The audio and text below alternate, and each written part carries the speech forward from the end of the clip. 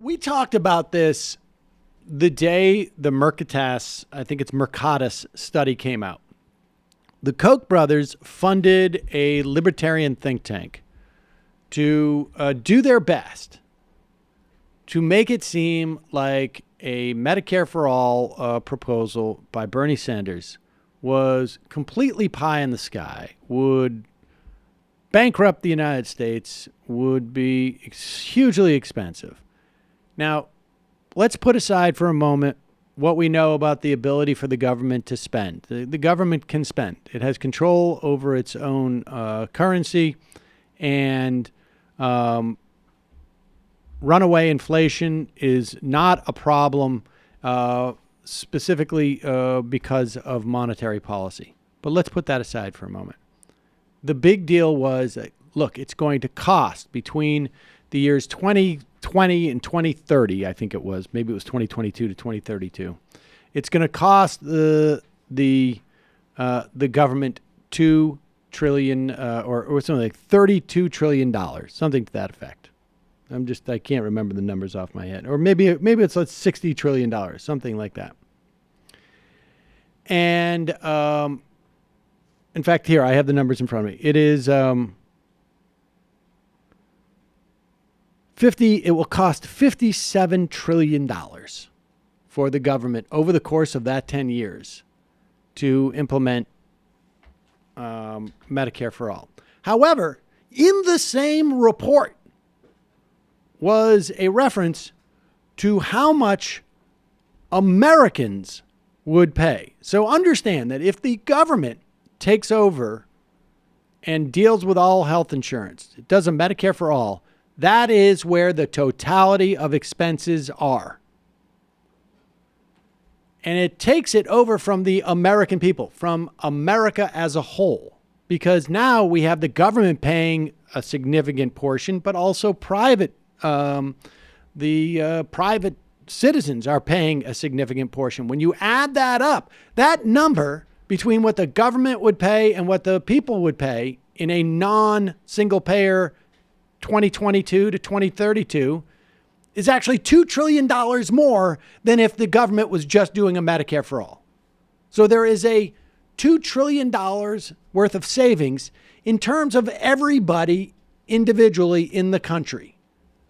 I'm paying it in my taxes now, but I'm actually paying less than I did when I was paying it in my taxes and to the private enterprise that was the insurance company. This is a fairly easy concept to understand. But apparently it is not. Here is Jake Tapper, after making the claim that Bernie Sanders' program will be more expensive than is actually paid, after he's been corrected by different reporters and journalists on Twitter. Here is his response.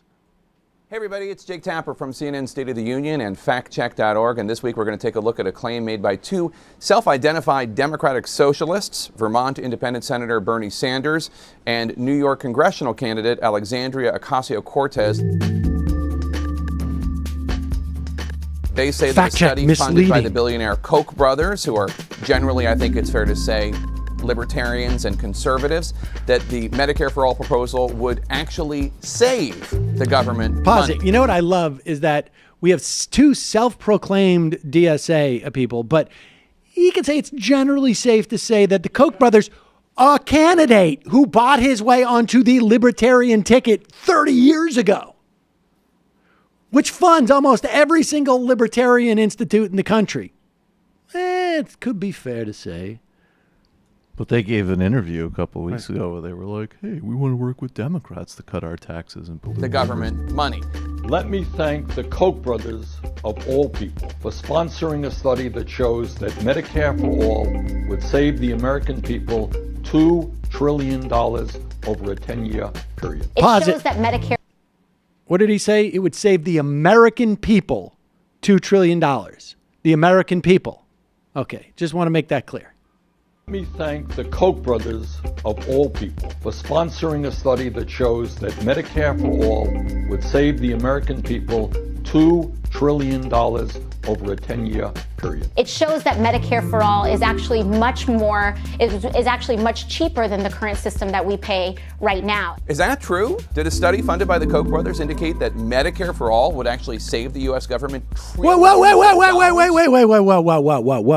Wait, what? What did you say? Bernie Sanders said it would save the American people.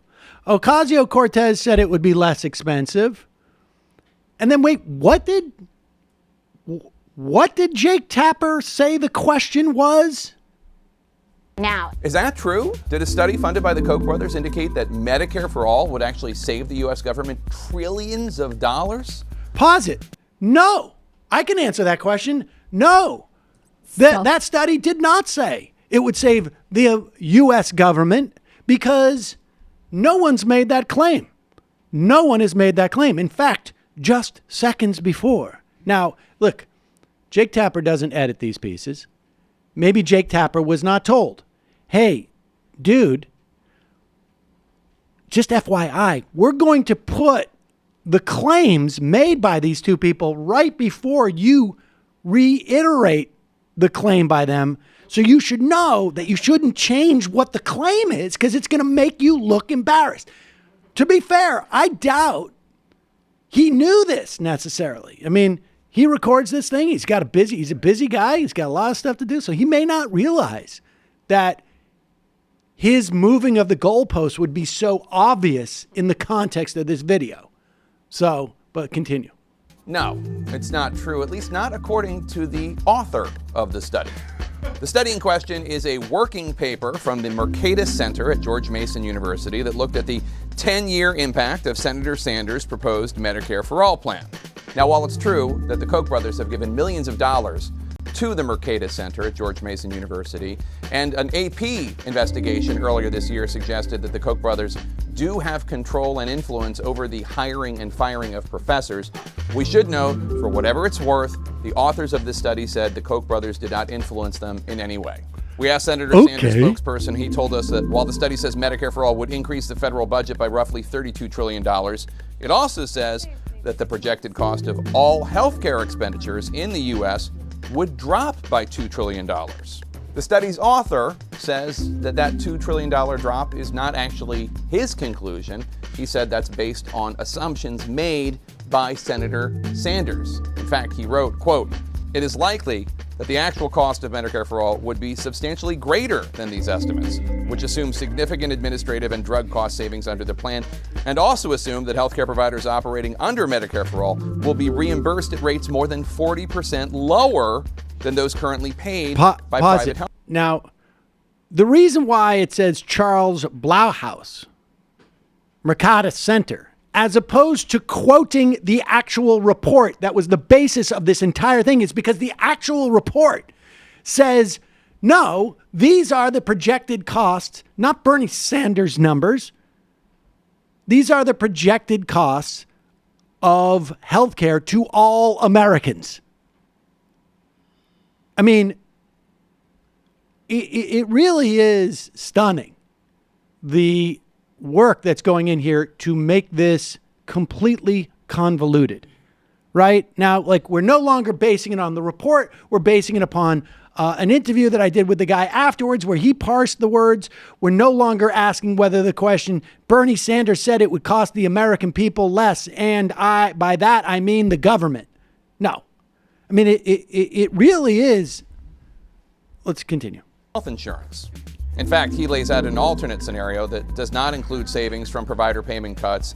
And in that scenario, the report says that there would be a net increase in healthcare spending. Now, we're not here to make a judgment on the viability of Medicare for All, and we have no idea if the Koch brothers influenced the writing of this Mercatus Center study. But it does seem pretty clear that the presentation being made by Senator Bernie Sanders and Alexandria Ocasio-Cortez about this study lacks a lot of context, and the author of the study says they are not being accurate. A reminder to all you politicians out there, you're perfectly entitled to your own opinions, not to your own facts. I'm Jake Tapper from CNN State. Wow. I got to say, that is a real impressive piece of just the intersection of hubris and just sheer. I think I don't know. I'm trying to put it in the nicest light I can, and I don't know why. Arrogance. But the Sophistry. arrogance. It's the arrogance mixed with either just ignorance or deceit. I mean, I just don't understand. How can you make that jump between for all Americans to the U.S. government? It is quite clear right now, all Americans pay X dollars for private health insurance. The U.S. government pays Y dollars.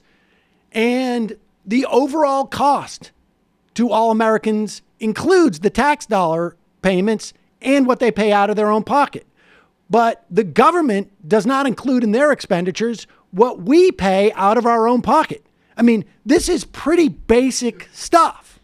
And to pretend that that's not the case is really fascinating. I like this new segment called The Debunk, where politicians and consumer advocates point out studies that show objective things, and then we read the press releases of the embarrassed places that produced those studies that showed the opposite results of what they intended, and then we attack the politicians for misrepresenting. It was also weird, all the stuff with the Koch brothers, because that was very weird. Look, the question whether the Koch brothers influence the people they give millions of dollars to every year to produce these things, we don't even need to go there.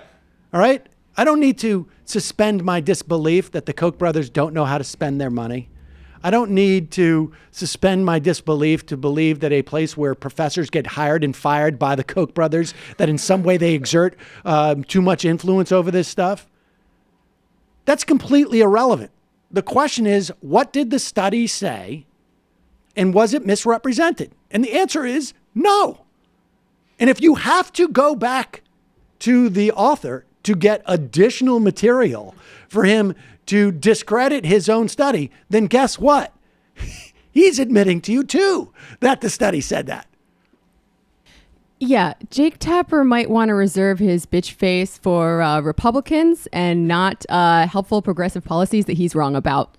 He should just reserve his bitch face for stuff that really actually makes sense. Well, this is not good. He should also reserve his Tucker Carlson impression for that. I don't know if you guys noticed, but midway through the video, there was a and they said, he got a little Tuckery there. Well, it also shows the limitations of journalists as the fact checkers instead of people who actually know what they're talking about. But I'm sorry. That's true. Sorry. Yeah, okay. I'm sorry. You know what? In most cases, I would say you're right. Like sometimes it gets a little bit too in depth, but this is pretty basic stuff. A good 20 minutes sitting down with this, I think you would get over it.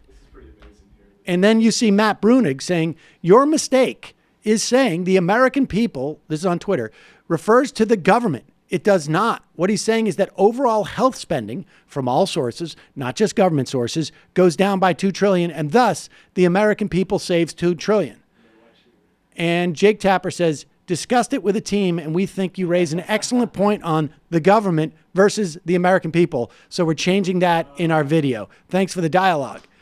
So then that's so you might as well just delete the video. In other words, by changing that in our video, we're going to get rid of the video. Right.